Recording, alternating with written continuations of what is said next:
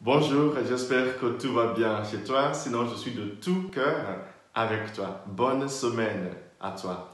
Aujourd'hui, j'aimerais partager une petite méditation avec toi sur 3 choses à faire avant de mourir. 3 choses à faire avant de mourir. Si je vous dis que vous allez mourir, je vous apprends rien du tout. Nous le savons tous que nous allons tous et toutes mourir. Mais c'est une question que nous essayons de fuir. On n'aime pas trop parler de la mort. Et pourtant, comme dit Elisabeth Robert-Cruz, la mort n'est qu'un autre départ, n'est qu'un nouveau soleil.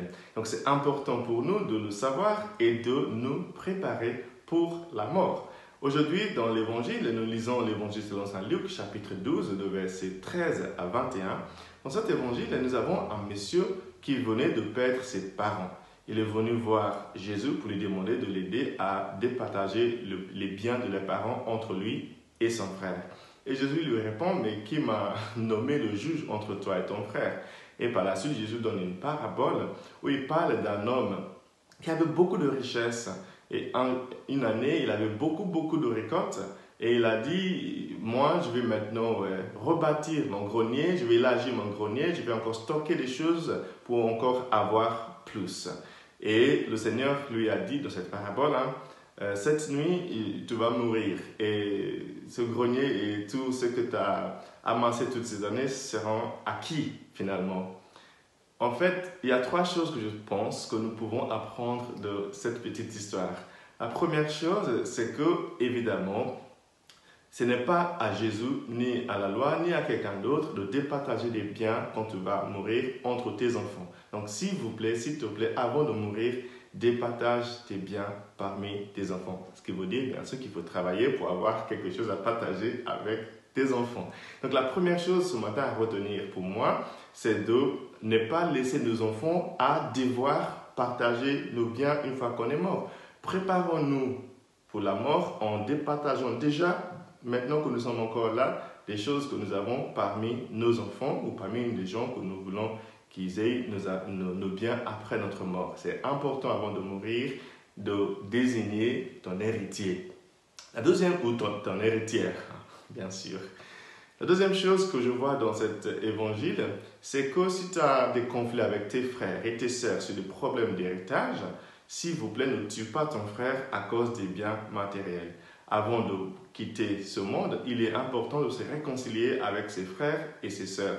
Je sais qu'il y a quelques familles, pour ne pas dire beaucoup de familles, où il y a des frères qui ne parlent plus avec les sœurs ou des sœurs qui ne parlent plus avec les sœurs à cause du problème de l'héritage. S'il vous plaît, avant de mourir, il serait bien de faire un effort, de trouver soit un médiateur, une médiatrice pour te réconcilier avec ton frère. La relation que tu as avec ton frère ou avec ta sœur est beaucoup plus importante que les biens matériels. Jésus dit ce matin que ce monsieur est venu voir Jésus. L'Évangile nous dit ce matin que ce monsieur est venu voir Jésus pour essayer de mettre les choses à plat avec son frère. Parfois, c'est vrai que tu peux tout faire pour te réconcilier avec quelqu'un et ça ne marche pas. En tout cas, à ce stade-là, tu aurais fait de ton mieux. Mais l'essentiel, c'est de faire de ton mieux pour être en bonne relation avec tout le monde avant de mourir, avant de quitter ce monde. Une troisième chose que je vois dans cet évangile ce matin qui me semble très intéressant, c'est de préparer notre mort. Le monsieur que le Seigneur a appelé un fou dans l'évangile aujourd'hui, il était fou parce qu'il vivait comme s'il n'allait pas mourir. Arrêtons, s'il vous plaît, de vivre comme si on ne va pas mourir. Nous allons tous mourir. Et là, je viens de dire une phrase la plus redondante dans toute l'histoire parce qu'on le sait qu'on va tous mourir. Et progressivement, au fur et à mesure que nous approchons la mort, il serait bien de s'alléger progressivement, de commencer à donner des choses dont nous n'avons plus besoin. Arrêtons de remplir nos greniers avec des choses inutiles alors que d'autres crèvent de faim. C'est insensé. C'est pour ça que le Seigneur appelle cet homme un fou. Arrêtons de vivre comme des fous parce que nous sommes beaucoup plus intelligents que ça. Nous savons que nous allons tous mourir et nous allons nous préparer pour la belle rencontre avec le Seigneur que nous appelons tous la mort. Que le Seigneur vous bénisse aujourd'hui, le Père, le Fils et le Saint-Esprit. Amen.